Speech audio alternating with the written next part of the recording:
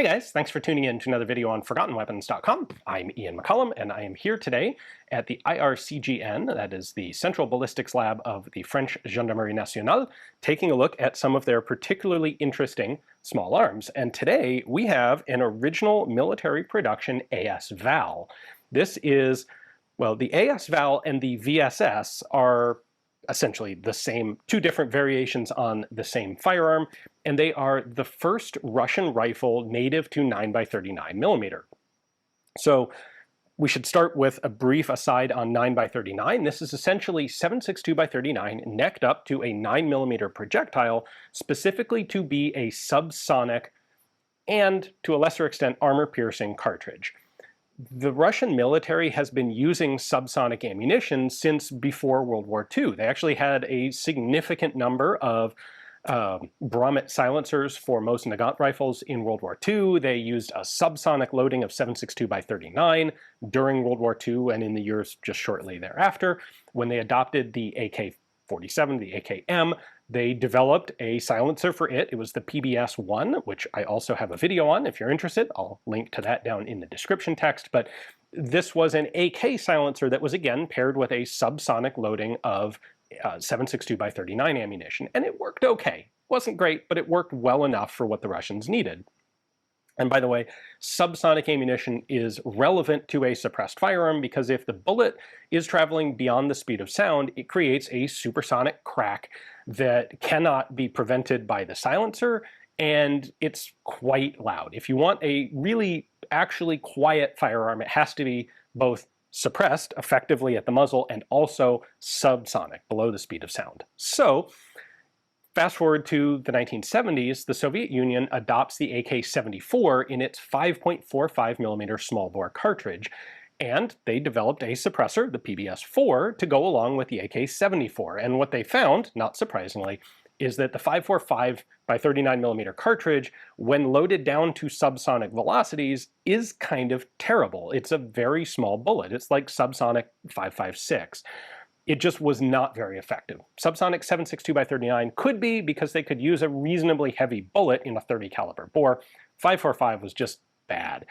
And so in 1984, the Russian military and special services, the Spetsnaz, the KGB, set up a design for, or they finalized the specifications for the 9x39 cartridge. The idea being, we cannot effectively have subsonic suppressed AK-74s, so let's develop a standalone purpose-built subsonic cartridge and develop a new firearm for that, for all of those uses where we want a quiet, they're not technically silent, but a quite quiet firearm. So this could be special forces usage, obviously. For the standard army forces, it's reconnaissance, it's scouting, it's all the same uses that the Russians have been using silenced rifles for back to World War II.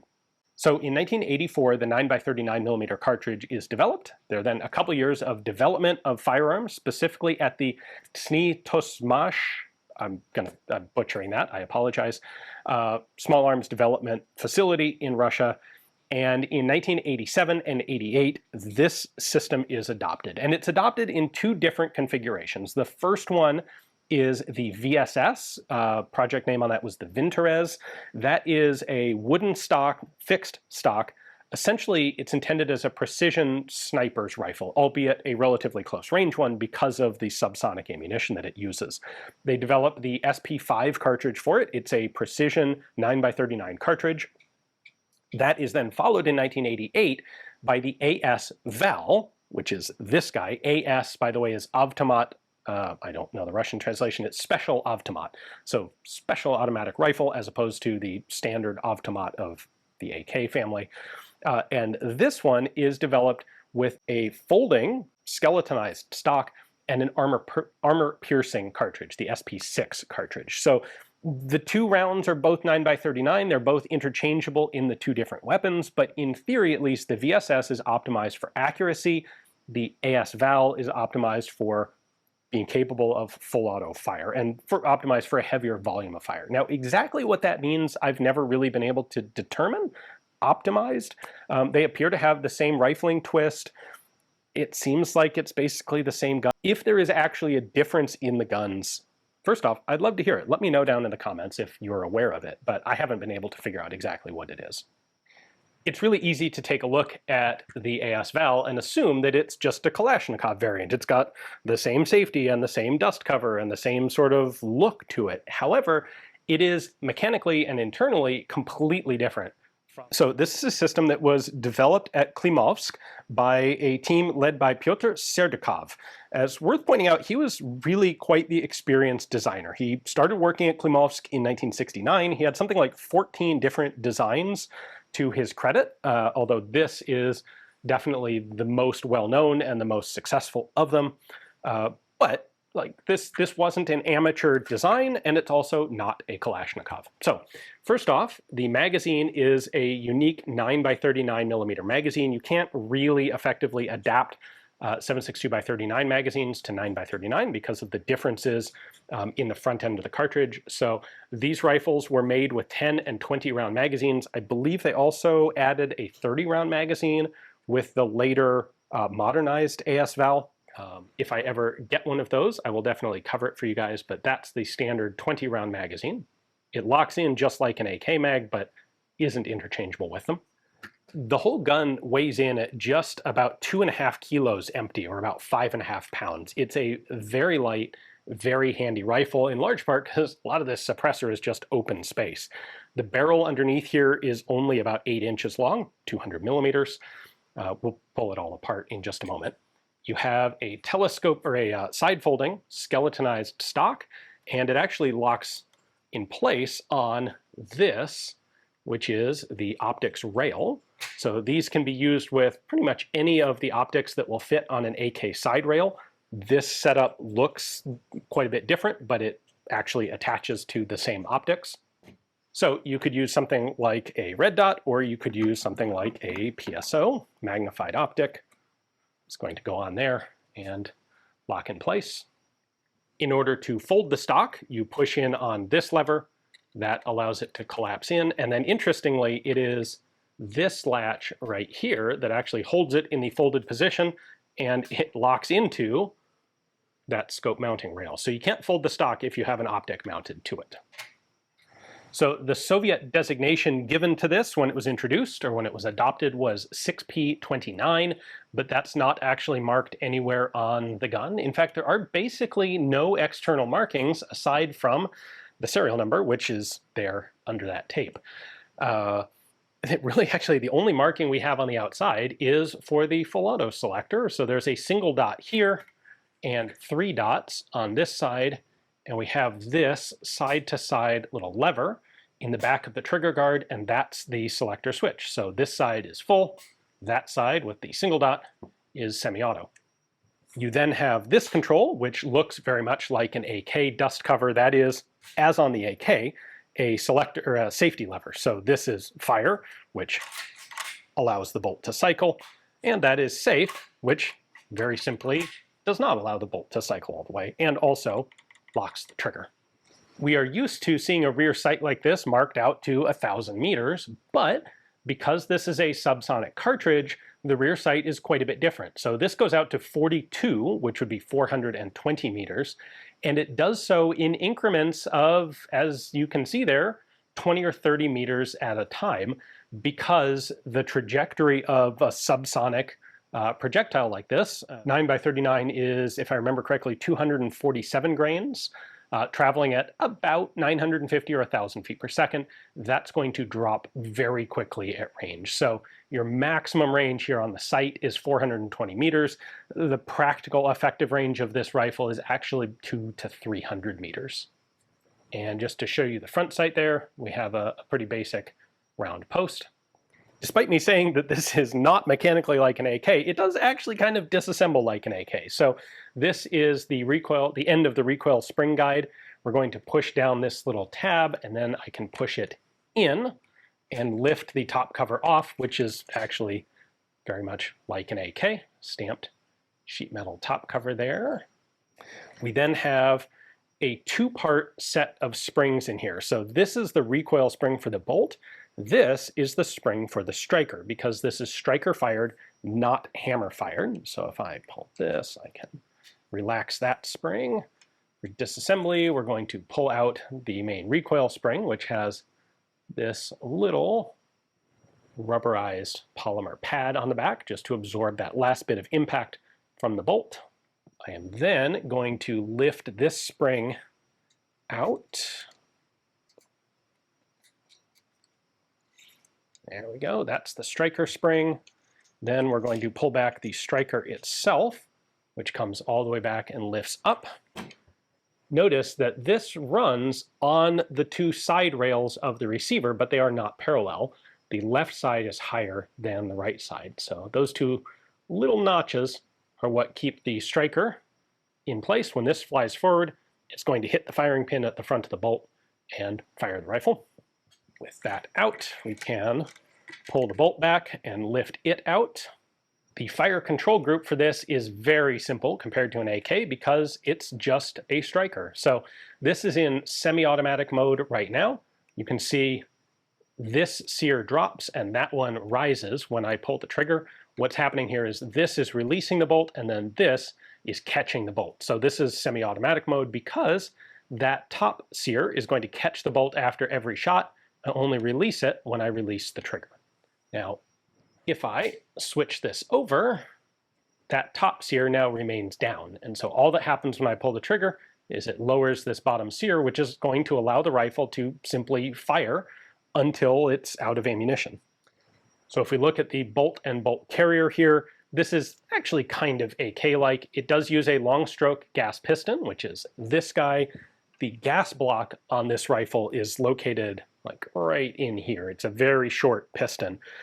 Despite being technically a long stroke piston. It just doesn't go as far out as an AK. And then we have a rotating bolt here. We have 6 locking lugs on the bolt, plus 2 sets of really quite complicated cams that cause the bolt to rotate as the bolt carrier goes forward and back. Now, the next step in disassembly is to remove the entire suppressor assembly, which is done by pushing down this button right here, push that in, and then I can rotate the barrel 90 degrees, or rotate the suppressor 90 degrees, and it comes off the front of the gun. Now, the first section of the suppressor down to here is just hollow. It sits over these ports in the barrel. So this, by the way, is the whole length of the barrel. It's really short. It's 8 inches, 200 millimeters with this porting at the front end. This is the screw to actually attach it and a locking thread back here. Anyway, like I was saying, the first section of the barrel of the suppressor here is just an empty blast chamber. And then this section is supposed to come out, but this particular one is solidly jammed in place, and I have been unable to get the internal parts out. I do actually have some video of the internals from one of the civilian versions, which are the same construction as the military suppressor. So I can show you that here. It's a really simple suppressor inside. And I think a lot of people are going to expect that that must not work very well because it is so simple and frankly crude by today's standards. But the reality is, suppressors don't need all that much fancy technology, fancy design to work fairly well, especially if you're talking about a subsonic cartridge and a suppressor that has a very large volume. Having this much volume to allow the gas to expand before it leaves the muzzle is going to buy you a lot in terms of sound reduction without needing a whole lot of fancy baffle physics involved. All right, I can now push that button in again and pull off. Oh, this is really tight. There we go. So this is just a piece of plastic to act as a handguard to cover the gas block here, the beginning of the barrel, and, well, everything between the receiver and the suppressor. So this is our gas tube. I can pull that out. And that is really all you've got going on there. The receiver on the AS Val here is one solid milled component, and you can see the machine marks back here, and it extends all the way forward to this area. You can see the barrel is pinned in place, pin there and a pin there, and then the gas block is out in front of the receiver. the receiver includes those the rear locking surfaces machined into this extension of the receiver itself. This is going to be a really expensive, relatively complex receiver to manufacture. You can see here how thin the rails on the top of the receiver are. On an AK, those would be stamped, but on the AS Val, those are actually machined in place. Like, there's a lot of expense that goes into actually manufacturing this receiver. Now, in combat trials, the Val and the Vintorez both performed well. They were well liked. They did their job well, but these are rifles that do not have the durability or the long-term reliability of the AK as, as infantry weapons. They are more delicate and require a little more care with use. If we look at some of these components, the fire control parts in particular, these are very small, relatively fragile pieces.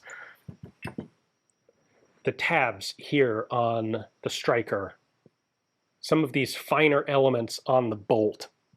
A lot of these are elements that are way more prone to actual damage than a lot of the pieces on an AK. So this was always a specialist sort of rifle.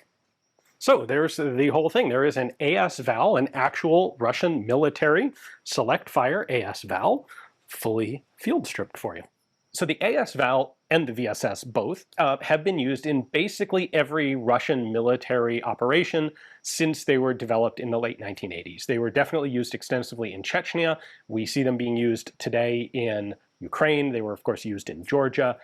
When they first were fielded in the late 80s and early 90s, say in Chechnya, this was really the cream of the crop for specialized suppressed military rifles. There wasn't a whole lot else out there. There certainly wasn't much on the Western side to compare to this. Really, the best comparison would have been something like an MP5 SD, but even there you're using very much a pistol cartridge. Now, there's an argument to be made that a 9mm pistol cartridge that is subsonic is not that different from a 9x39 rifle cartridge. If it's also being limited to subsonic, you have potentially a bit more bullet weight. You do, in fact, have a bit more bullet weight on the 9x39 cartridge, but the difference isn't nearly as substantial as the difference between a pistol cartridge and a supersonic rifle cartridge. But this really was the best suppressed military rifle out there. Now, since then, there have been a lot of options that have taken up the slack. This is a relatively obsolescent weapon now. The Russians developed a whole series of later 9x39 guns, both on this basic platform and on others. You see the SR2, the SR3. In the West, we have cartridges like 300 Blackout now that are quite comparable to 9x39. And there's been a lot of development of suppressors and suppressed cartridge technology in the West. So this had an early lead, and it was exceptional for its time period. Today, it remains really pretty effective. We still see them in military use in Ukraine, of course, but there are definitely other options out there now. It's not as ahead of the game as it was when it was first developed. So that said, these are really quite scarce to find in their military configurations. I do have a previous video on a civilian version of the VSS. I'll link to that in the description text as well. So you can see the difference between the civilian commercial version of this that was sold on the open market for a few years and the actual military pattern here. But big thanks to the Gendarmerie for giving me access to this quite scarce piece to take a look at and to show to you guys. Hopefully you enjoyed the video. Thanks for watching.